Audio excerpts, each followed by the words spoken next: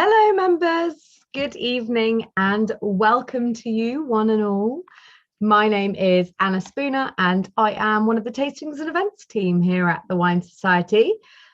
Delighted to have you this evening, although a little intimidated.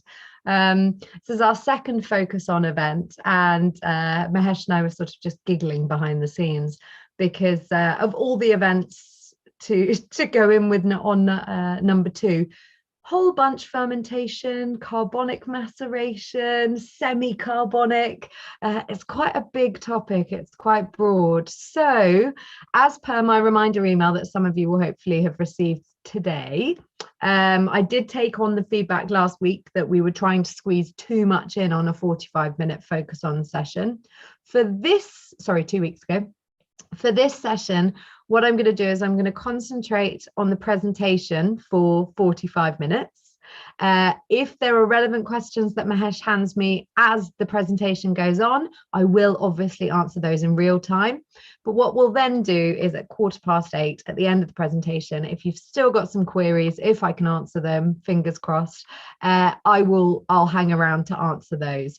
And I think that's probably going to be the format. We'll do kind of a 45-minute. If you need to sneak off and have your tea, then go for it. But if you want to hang around, then please feel free.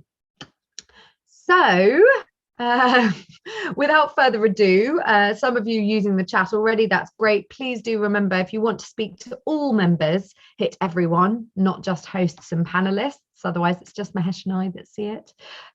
So please do hit everyone. I keep saying that. Please do select everyone from the drop down menu if you do want to talk to everyone. And please pop the questions in the Q&A. It just makes it easier. I've got presentations and screens and whatnot, so it does make things a little easier if you put the questions in the Q&A, and then we can keep track of time and poor Mahesh doesn't frantically panic in the background when they all come in thick and fast and I can't answer any of them. Let's give it a go, shall we? So whole bunch fermentation. We're going to have to get a little bit technical to start with, and I warned you 2 weeks ago that some of these Focus On sessions would include a little bit of chemistry or equations. Now, I am not a chemist, so don't worry. We are not going to go too technical. This is not a session with Dr. Jamie Good. This is an Anna Spooner, did English literature as a degree, have come to chemistry late in life, avoided it as long as I could. So this is going to be lovely and top line. But we do need to understand about fermentations in order to understand whole bunch fermentation, carbonic maceration, basically anything that includes whole bunches in the vat. So why do we need to understand this? The main thing to note is that this is the equation, and this is actually a simplified equation. I'll show you a slightly more in-depth one in just a second. But the main thing is this is how most wine, I would say, is made, or certainly the proportion of wine that you drink, and it's what you get taught, i.e. this is how alcohol is produced. The main thing to notice here, I should say it's the same equation, it's obviously just the word and then the symbols underneath, so it's not two things happening at the same time. But the main thing to notice here is what is being converted into alcohol. You'll understand why in just a minute, but really the basic alcoholic fermentation is that glucose is converted into ethanol, i.e. alcohol, by an interaction with yeast. So we won't go too much into exactly what's going on there. It's very complicated. But carbon dioxide is produced. That's alcoholic fermentation. We're all fine with that. Yay. Right. Slightly more technical, but this is alcoholic fermentation next to something called carbonic. And you'll hear people call it carbonic fermentation. If you're really geeking out, fermentation is not exactly the right process. It's actually an enzymatic process, so it's an enzyme rather than yeast, i.e. a culture. But carbonic, whatever you want to call it, fermentation, reaction, whatever, I don't mind, maceration, carbonic is doing something slightly different. And the main thing to notice here is earlier we had the simplified version, normal alcoholic fermentation, your glucose gets converted into some other bits. quite important, quite an important thing here, but we won't go into it too much today. Acetaldehyde. Am I going to mention it later? No, I will mention it in some more focus-ons. But essentially, glucose through a conversion produces out some CO2 here, some carbon dioxide, and then you end up with ethanol. Here on the carbonic, you're not using the glucose. And this is really the main key point I wanted to make. Your end product is actually the same. You still produce ethanol, so you're still producing alcohol. But here, there is a process happening whereby malic acid inside the grape itself. So I'll show you in a moment what interchange happens, but it's actually the malic acid that goes through a few processes, and then you do end up with a similar thing happening. So you still have the end product is still the same, but it's definitely not from the same product. There are different shades of carbonic maceration, and we're going to start with that carbonic. And the main reason is actually down to the tasting. And I think it's much easier to start with carbonic first, but also that within whole bunch fermentation, which we'll talk about a little later, it's actually really hard not to have a little bit of carbonic going on. Don't worry, we'll explain why and what that means. So you might have heard terms like full carbonic maceration, semi-carbonic maceration, partial carbonic maceration. Don't worry too much. I'm going to go through them, and they're actually not as complicated as you think. Essentially, carbonic maceration, the carbonic process, what you still use whole bunches. So whole bunches of grapes are still put into your vat. Usually that vat nowadays is quite high tech, because what you then want to do with the carbonic process is fill that with carbon dioxide. Now, there's a really, really important reason for that. And that is on the right-hand screen that you just saw, on the enzyme changing one that isn't the normal alcoholic version. That particular process is to do, you don't need yeast. So, sorry, you don't need oxygen. It can happen anaerobically, i.e. with no presence of oxygen. So you can fill the carbon dioxide into your vat. You would then seal it airtight, and this is for the purest full carbonic maceration that we're talking here. So we have an airtight container. You've effectively, I hate saying you've sucked out the oxygen, because I find that as a really strange thing, but you've pumped the CO2 into the vat. And then what happens is those little grapes, those berries, they actually go through what's called an intracellular reaction. So it's anaerobic, and it's an enzymatic metabolization. So the enzymes actually metabolize inside the berry, and they don't need yeast. So those enzymes are converting the acid rather than the normal process. That's the first phase. Now, phase one, that intracellular phase, that finishes when the alcohol content in the vat reaches about 2%. And that actually causes what they call the death of the berry, although the berry doesn't, I suppose it's degenerating. Or alternatively, at that point, the reaction is so intense the grapes can burst, or more likely, the grapes are actually crushed from above because you've got a vat full. So what's really interesting about this reaction, and I will go on to what happens in both, but something quite unusual happens here. And I have stolen this photo. Thank you very much, Martha Stallman and Andrew Thomas Lee. But I think this is an amazing thing to see. At the same time of this reaction creating ethanol, polyphenols, which are usually found in around the skin of the grape, so tannins, anthocyanins, color, they actually are drawn, and that's not the technical chemical word, but they come into this from the skin into the pulp. So actually what you find is that it turns what is the white flesh of the grape. I know it doesn't look very white there, but that's because the skin is colored. And remember, that flesh is not too colored. Actually turns the skin, the pulp. This is a black color, but normally quite a dark pink color. Anyway, this grape has burst, and then basically a normal fermentation will finish the job. I always find that's a strange phrase, but finish the rest of the fermentation, because remember, we only made 2% alcohol. So I love that picture. I think it's amazing. That's full carbonic. Now, semi-carbonic is as you would expect, a little bit half and half. So semi-carbonic maceration, you can flush your vat with CO2, or you can do a little bit of what I mentioned earlier. If you've got other grapes on the top, it might be blocking the oxygen ingress down into those grapes at the bottom anyway. The intracellular bit really does remain the same. So you still get some of that juice, some of those berries staying intact, and then they do the intracellular. But you also get some grapes that are naturally going to become juice. So I'm thinking about things right at the bottom of the tank, as I mentioned, but you might also have actually intentionally broken up some of the grapes and put some juice in there as well. That's semi-carbonic. Going back to the equation, you may also remember that carbon dioxide is released from these reactions. So actually, if you haven't even filled your vat with CO2, you might find that there's some CO2 in the vat anyway, just as a natural byproduct. So basically, semi-carbonic is a small portion of the berries that are already crushed in with the full grapes, or they mash them up, they punch down and make sure that some juice is released and normal fermentation occurs. So you get a combination of the two. But it's really worth noting that semi-carbonic, when you say the word semi-carbonic, you really do mean an intentionally carbonic process. So let's quickly go on to what we should expect from a carbonic, semi-carbonic, partial carbonic wine. Well, they are generally lighter styles of wine, because you're not extracting from those skins first, and you're extracting from the pulp first.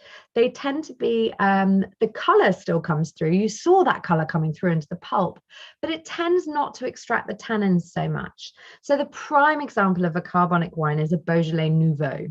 Not all Beaujolais is made carbonically. I want to make that crystal clear, Klaxon, not all Beaujolais is made in a carbonic style. But if you have had a Beaujolais Nouveau or a very, very young Beaujolais that you perhaps thought was incredibly fruity, it may have had some or nearly full carbonic. So they're very perfumed. They're lighter in weight and style, but not necessarily color, because that color is coming through, but not the tannins. Flavors that you might expect: strawberry. That's the big one for me. Strawberry Haribo. So confected strawberry is a thing that's a massive telltale for me. And I think when done beautifully, carbonic does that beautiful confected strawberry. Delicious. You might also hear people talk about kirsch. So the alcohol, kirsch. Bubble gum is often found, although I do tend to find the bubble gum aroma is less attractive personally in wine. Some people love them. But yes, those confected fruit flavors I love. And then extreme cases, you might find banana. So you get a really broad range of flavors coming from this process. And don't hold me to this because I'm not 100% sure on the science, but I think more glycerol is also produced through that reaction. So that lovely sort of softening mouthfeel. I've got a quick question that's come in before we move on to wine one. Viv has asked, when you say whole bunch, how much stalk is included? Now, I have got a picture coming up, Viv. I will quickly try and show you now. Let me skip past the wine. Here you go. So effectively, I should mention whole bunch is, as you imagine picking a bunch of grapes, they snip at the, I think it's called the Rhône, I'm not sure what the French pronunciation is, or whether it's even a French word actually. But essentially, if you imagine table grapes and how you might be served table grapes that have just been snipped off the vine, this is how you would put whole bunches into a vat. Now, there are other methods, we'll go into those in a bit, but this is your standard, what you would call whole bunches. So it's important. It's not just the little fingery bits that stick to the grapes, actually the top as well. And that is quite an important question, but we'll cover it in a little more detail shortly. So we'll go on to wine number one. Wine number one is from Radford Dale. And Radford Dale is a wonderful, wonderful producer. We have done a lovely event with Alex Radford. For those who, I'll put a link actually to it in the follow-up email, but he's a fabulous man. And for anybody who wants to explore his wines, he has this lovely Vinum Pinotage. He makes a range of wines. He loves Pinot Noir and Chardonnay and all those sorts of grapes, but Pinotage is a classic Stellenbosch South African grape variety. It is a mixture, crossing is what the word I mean, of Cinsault and Pinot Noir. So interesting to try a carbonic style with Pinot Noir, because it is actually a grape that lends itself to these types of processes.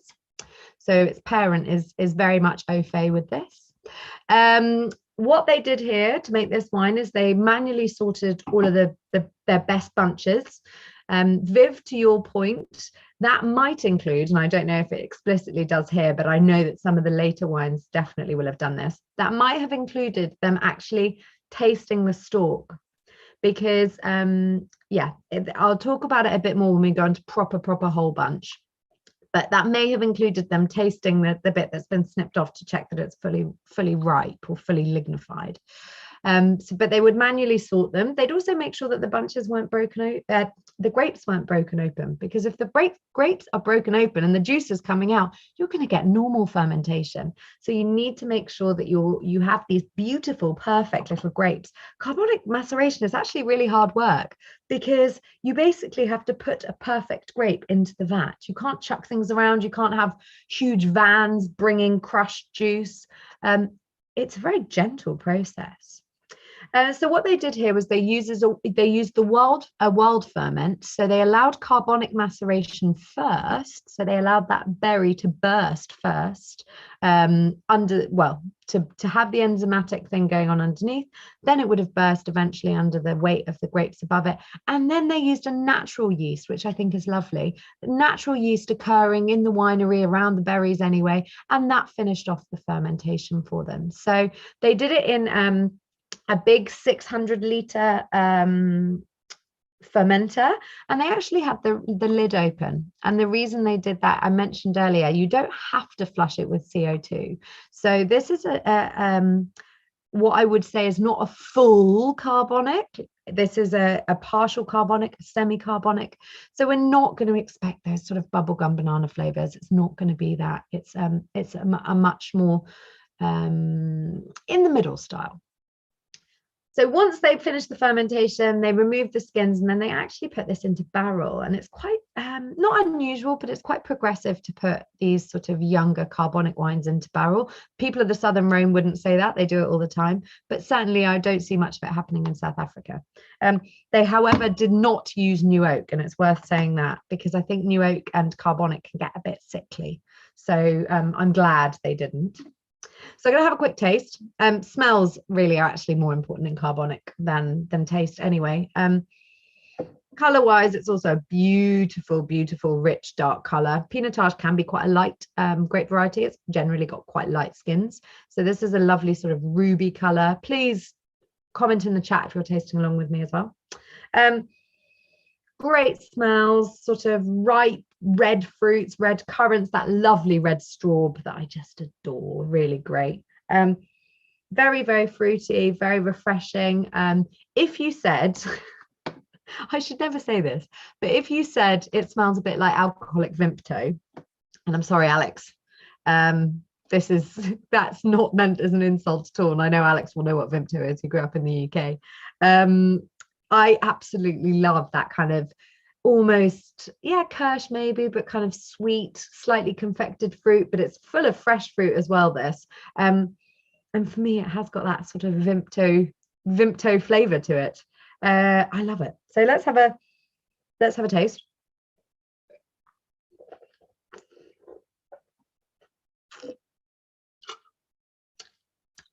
Really lovely, refreshing, light.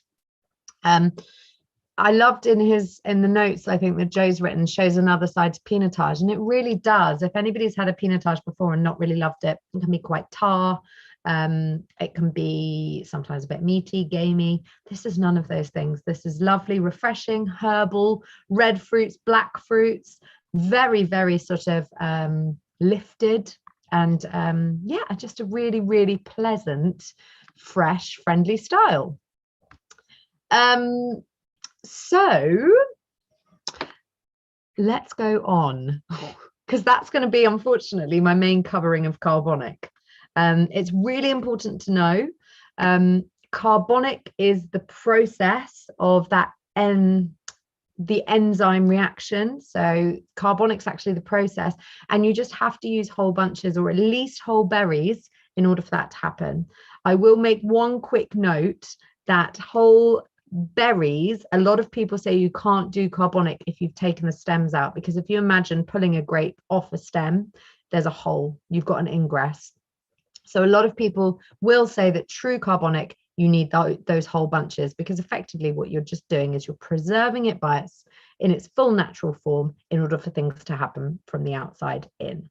And that is what creates those really, really specific flavors. So if you can learn to pick those out in wines, it's really impressive. You'll often find people blend in some carbonic parts to the blend. I spot it all the time in the Southern Rhône. It's really lovely. It adds this gorgeous freshness. So whole bunch fermentation, if you hear people talking about whole bunch fermentation, that can mean carbonic, as we've just discussed, but it doesn't necessarily mean that a carbonic interaction has happened. So you can have whole bunch fermentation or some whole bunch inclusion and not allow carbonic to happen. So we're going to have to park carbonic at the door. Carbonic, delicious, but we'll leave that process, that chemical interaction, we're no longer going to talk about. But just be aware that by the very nature of allowing intact berries into your tank, if you allow enough time, they will ferment from the inside out. Okay, so I've got a couple of questions in the Q&A, one on how the stalks are green, don't worry, we're about to come on to that, and one on just remind me how the fermentation gets from 2% in oxygen free to 12% in the bottle. You can do a couple of things. So one thing is that at 2% you're not going to get any more fermentation anyway in that carbonic. So you might find that if you're doing really full carbonic to get to 2%, you might open the lid, you might punch down to get some oxygen in, you might just simply try and break up the berries. So yes, it's basically just introduce oxygen and break the berries, and then normal fermentation, the other process I showed you, that's when that kicks in. Right, conscious of time. So we've already said whole bunch does not have to be carbonic. So whole bunch, we're going to talk about in a whole different way now. And some people call this whole bunch, and this is why I specifically wanted to taste these wines in this order. There's some people call this the Beaujolais, so style, the carbonic style. Some people call this Burgundian whole bunch. I don't think it's just Burgundy where they do this, but it certainly was a tradition in Burgundy. And if you imagine pre-World War II, there was no such thing as a destemmer and a crusher. So when you went and picked your grapes in the vines, to Viv's point, you picked them with your secateurs and you put them in a bucket. There was not a person, although there are wines that do this now and they are very few and far between, there was not a person picking individual berries off bunches of grapes. So what we're talking about here when we talk about whole bunch, whole cluster, these are really, really traditional winemaking processes. And yes, they were very, very popular in Burgundy. They were also popular in the Northern Rhône. So we're going to cover both of those places because they use two different grape varieties. The one reason it's really not popular in is Bordeaux. And I will again mention the stalks, because in this process, you are getting quite a lot of actual stalk influence, because the wine is going to sit longer, much, much longer with those stalks.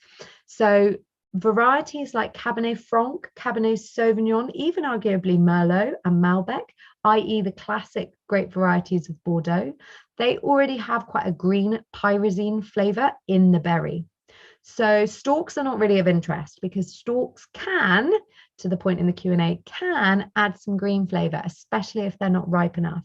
Doesn't matter about the color. When people say green stalks, they actually mean the flavor. The colors are going to be quite green anyway.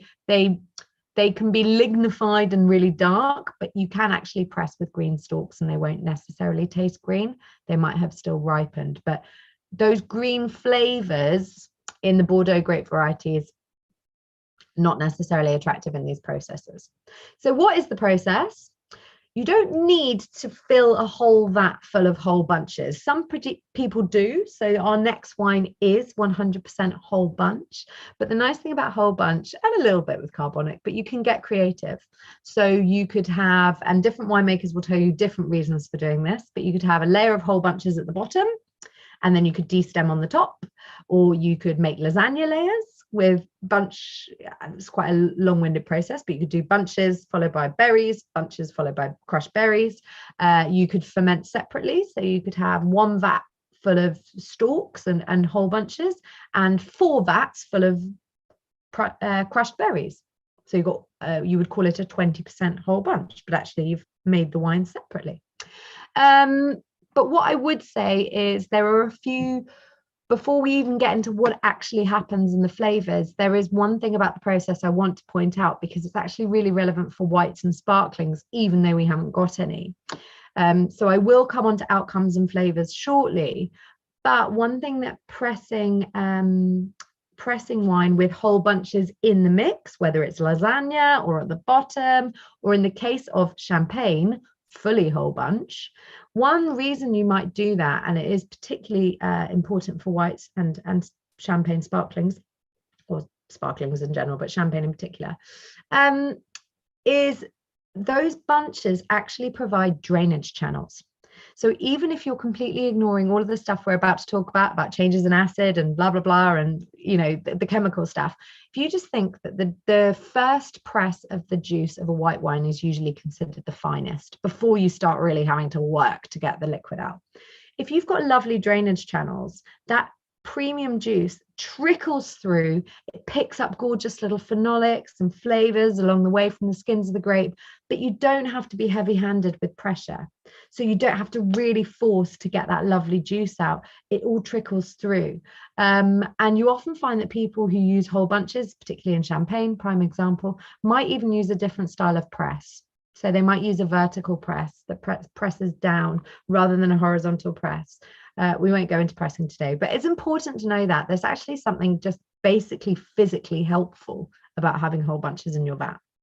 But today is about red wines and we need to zoom on. So let's try a wine that has had 100%, for those who are tasting along, 100% whole clusters. So I mentioned Burgundy. Burgundy used to be very, very, very common to have 100% whole clusters, or just whole clusters in general. There has recently been a trend to move away. Now, there's a gentleman called Jasper Morris, who is sort of the Burgundy legend, some of you may know. He suggested 2 reasons why people were moving away from whole bunch. One is that there is a gentleman called Rhône, who was very anti-stem, and he was very vocal in Burgundy. He's actually passed away. So there are more people who are perhaps a bit more open to trying it.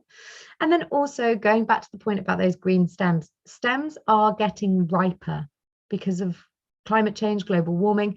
The stems of Pinot Noir are actually becoming more pleasant to be in with the mix. It's also, and I will mention this particularly with Sylvain Pataille here, it's actually really popular with low intervention winemaking. One of the reasons I just mentioned, really, that we have that lovely slow press. So you actually, yeah, there's a lot of bonuses to working with whole cluster that I will go on to. But Sylvain Pataille, who produces this wine here, he is organic. He's quite, well, he uses biodynamic methods, although he's not actually, I don't think he's actually got the stamp of approval. But he has made a very, I'm not using the word natural. I can't think of a better, low intervention is better. So he's pressed 100% whole clusters. He's used indigenous yeasts. And then it means that he's actually, he has used a little bit of new oak. I think it's about 15 to 20%. And then he's put low sulfur in at bottling. So whole cluster is becoming very popular with low intervention winemakers. So let's have a quick taste before we go on to the pros and cons of whole cluster and whole bunch fermentation. So It's such a lovely Burgundy, this. So it's grapes Pinot Noir, as I mentioned, 100% Pinot Noir. You get those lovely red cherries, red fruits. If you are lucky enough, like me, to have the 3 wines, you'll probably find it's less sweet fruits and confected and sort of juicy than the first wine. It's a bit more red fruits, perhaps slightly more austere. Got a touch of something green and stalky to it, but in a really, really pleasant way, and a bit of spice. So I get maybe white pepper, and I also get some dried herbs, which is actually really lovely, and I wasn't expecting to get that. Some, maybe, I don't mean tarragon, marjoram, weird herb to smell, but there we go. Yeah, and maybe a little bit of sort of Chinese five spice or something. There's a lot going on here. So let's have a taste.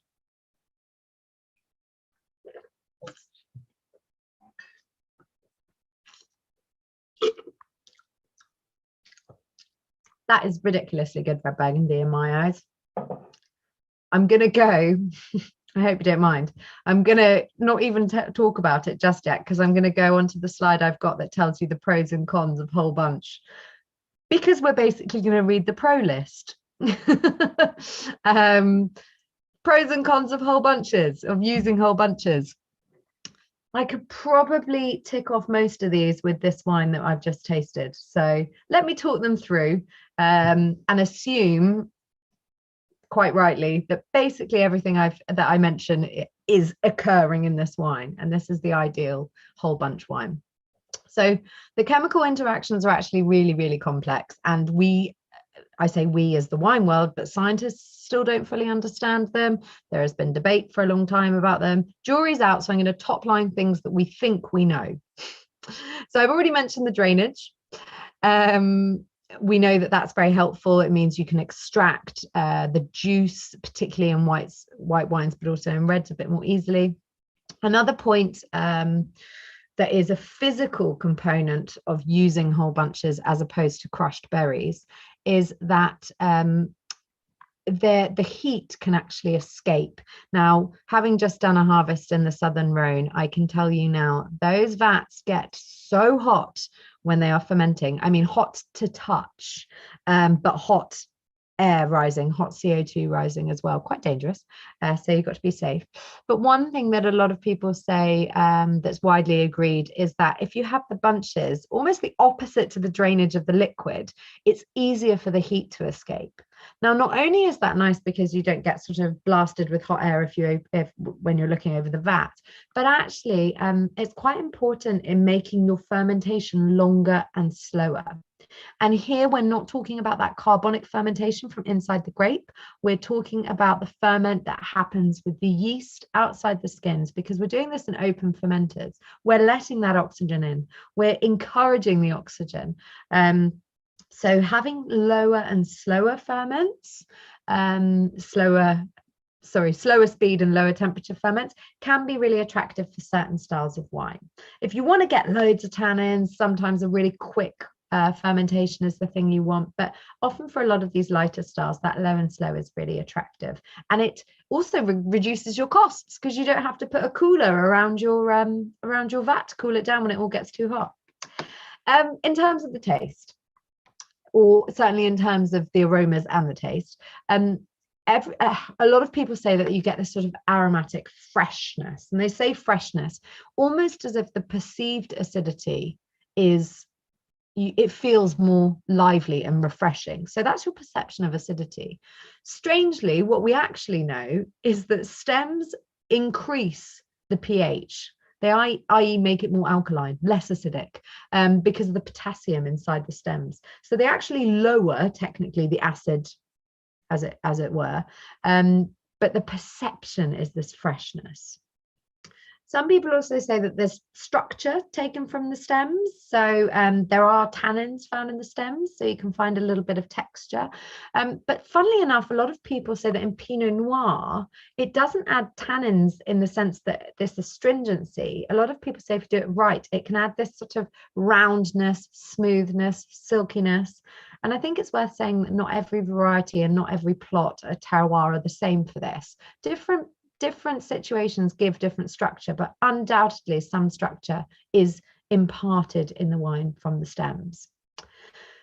Some say the alcohol is slightly lowered. I've heard two theories for this. One is that there's some strange thing converting sugar to alcohol that happens around the stems. I'm not sure on the science, but I've also heard that the stems can leach some alcohol, and I'm no chemist, so I'm not going to give you the answer to that. But I will say that 2018 was an incredibly warm year in Burgundy, and this particular wine is 13%.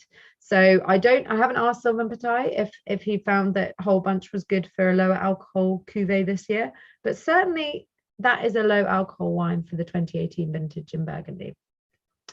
What else have we got? Color, right. People used to say this was a con. I would argue now it's a pro. Color is leached from the actual stems themselves, because obviously we're not drinking the stems, they've been removed. They do actually leach some of the color from the skins of the grape. It used to be that people thought, oh, that if you haven't got much color in your wine, it's wimpy wine. That's not the case anymore. People aren't looking for, rich color. Deep color does not mean better quality wine. There's a bit of a Robert Parker effect around that. So that I've put it as a pro. Used to be a con. You could argue it's neither. Flavor wise, sin hiding. Sin hiding. This is really controversial, so I'm going to move on quickly. But some producers say that rotten fruit is hidden with stem inclusion. I've honestly heard some people say the opposite. So we'll leave that one at the door. I don't want to get into a big debate there, but yes, bad quality fruit I've heard is easier to hide in stems. I'm surprised. Certainly bad quality stems is impossible to hide. So who knows? And then flavor wise, okay, you've got some texture. There is some added glycerol in this. You hear people say complexity, finesse. They're sort of obscure and obtuse words. But if you want actual flavors, spiciness, pleasant herbal notes, and floral. Lots of people say that different flower aromas come from using full bunches. So let's whiz through the cons, because then we can taste the final wine, and then I'll be around to answer any questions. So cons. There's one really big con, and that is that some people, and I would say this is more through carbonic, and obviously I've mentioned if you're using whole bunch, of course you might want to include a little bit of carbonic, because you might do the layering thing and make sure you've packed it in so there's no air at the bottom, so there might be some carbonic thing going on down there. So I'd argue this is more of a carbonic point, but I do also understand it overall.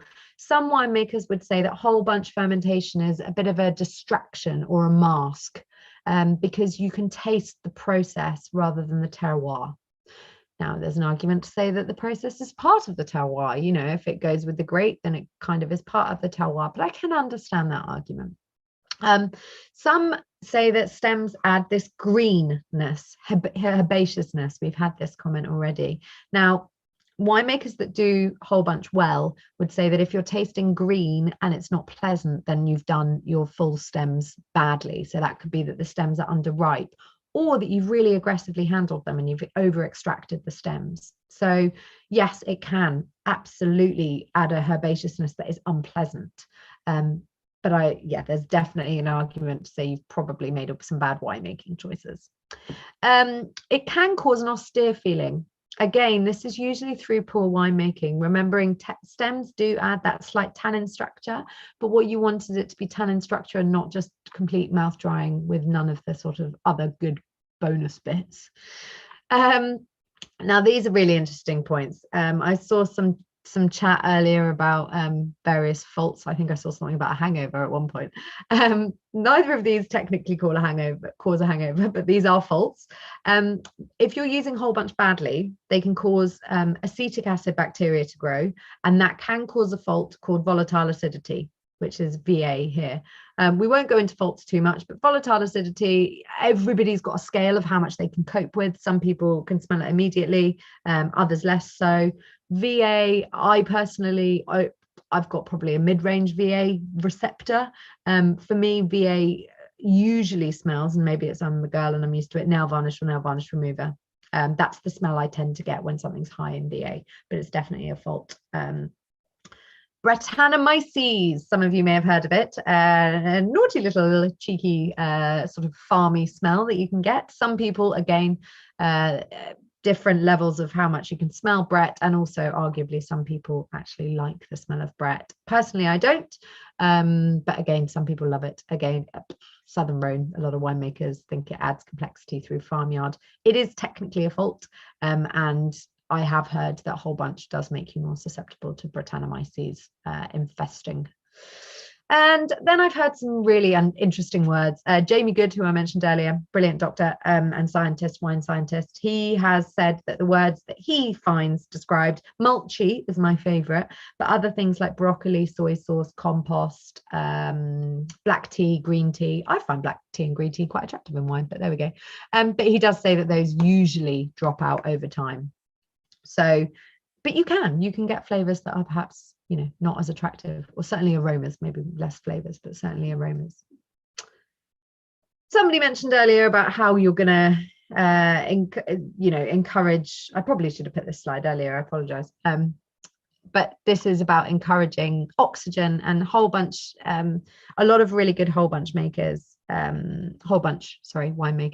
will do processes like the one you can see here. Now, I appreciate these are not whole bunches.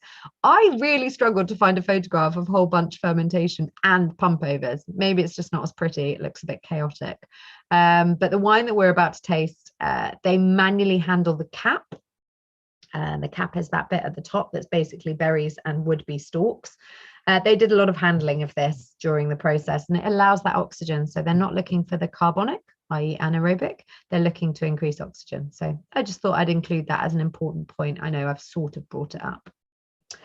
But let's go on to wine 3. And I will run a couple of minutes over talking about wine 3 because it's delicious. But I hope you don't mind. And then I will hang around for questions. But I will tell you about this wine because it is so special. When I first asked the buyers, please can you let me know which of your wines, and I specifically targeted buyers that I suspected would have whole bunches. So I targeted Toby, obviously in Burgundy. I targeted Joe Locke because actually whole bunches can be used in port. They're quite popular in Portugal as well for dry wines.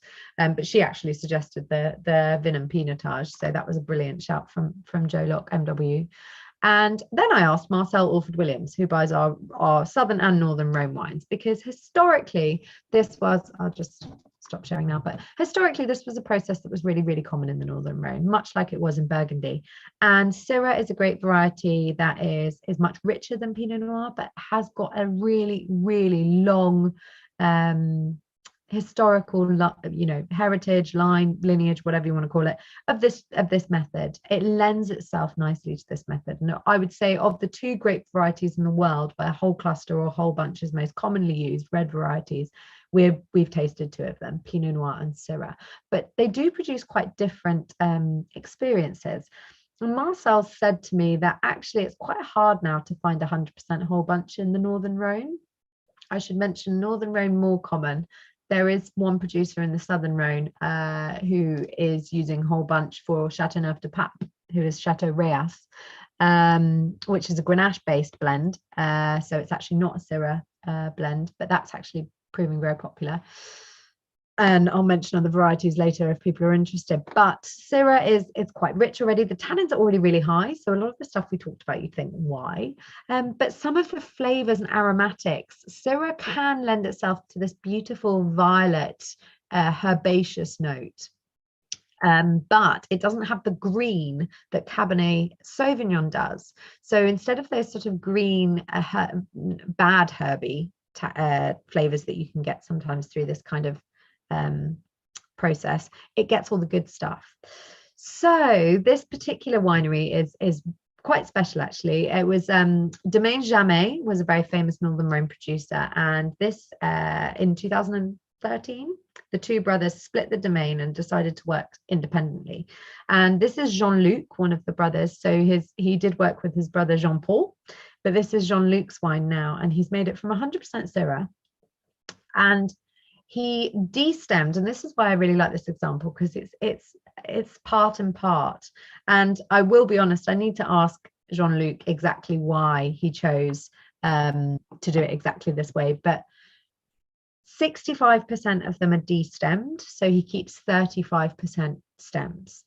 He does a 21 day vinification, so he lets it's a lovely sort of mid-range but nice slow extraction of the Syrah, and he uses wild yeasts. So there's a theme here between our two wines.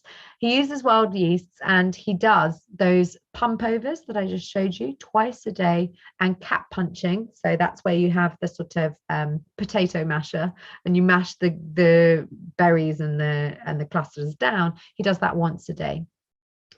He then ages the wine in new oak. Well, sorry, 20 to 30% new oak, which I did tell you at the beginning doesn't lend itself necessarily to carbonic, but does lend itself a bit better, or far better, to whole bunch. And then the rest, 70 to 80%, is in old wood, so less flavors. Some of those are huge 500-litre casks, and then down to much smaller 300-litre. I think there's some Burgundy barrels in there, some 228s as well. So you're getting quite a bit of influence. And it's aged for about 10 months before it's fined, but then it's not filtered. So again, you've got sort of a leniency towards these natural or low intervention is the word I was going to use, isn't it? Low intervention processes. So all of that stuff about saying, oh, the terroir, you don't get it. I think quite the opposite. These two winemakers, personally, for me, are celebrating the terroir. They're using native yeasts. They're not using a shop bought yeast that they've ordered off the internet in a packet, which is fine, but they're not doing that. They're using yeasts that are native to the vineyard. They're doing manual hand pumping or flushing it over in pump overs, which is lovely. And, you know, they're using traditional methods. So I think the terroir argument, I would personally say, maybe not so much. So let's have a smell and a taste.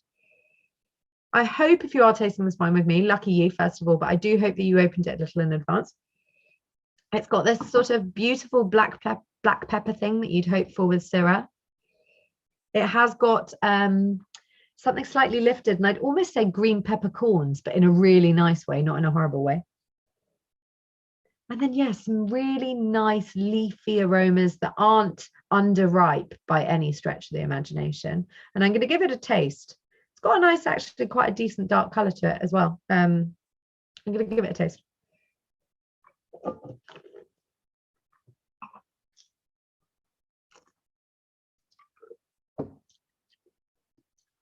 For me, particularly because Pinot is so aromatic, for me, the real thing that sings about this wine is the texture. It is silky, it is smooth, and for such a young 100% Syrah, it's 2018. It's not, it's sort of at that point at the moment where it might start to get a bit forest floor and a bit older. And it's not, it's still tasting so young, so refreshing, so vibrant, black fruits, but it has got that sort of perfumed, I don't want to say potpourri because that sounds like a horrible, but it's got this kind of, yeah, almost floral, but not quite floral. You know, it's not like an actual perfumed potpourri, it's something quite different. So if you are tasting along in the chat, please let me know. So I've tasted the three wines. I've told you about carbonic, semi-carbonic. I've told you about whole bunches and what that means, and the fact that you can kind of overlap them, and you know, you can have carbonic within a whole bunch fermentation. So there is another method, which is basically de-stemming the fruit completely and then adding the stems back in. But we're not even going to talk about that because it's actually not really considered in line with the processes we've just talked about, which are quite challenging processes. Actually, they're really hard winemaking processes. So I don't consider it to be necessarily the best substitute, or at least a decent substitute. I'm all for adding some stemmed fruit into juicy pulp, but I'm not necessarily down for adding stems in, unless you decide last minute you want to do it. But I'd like to see, personal choice, I'd like to see the fruit being used in full if you can.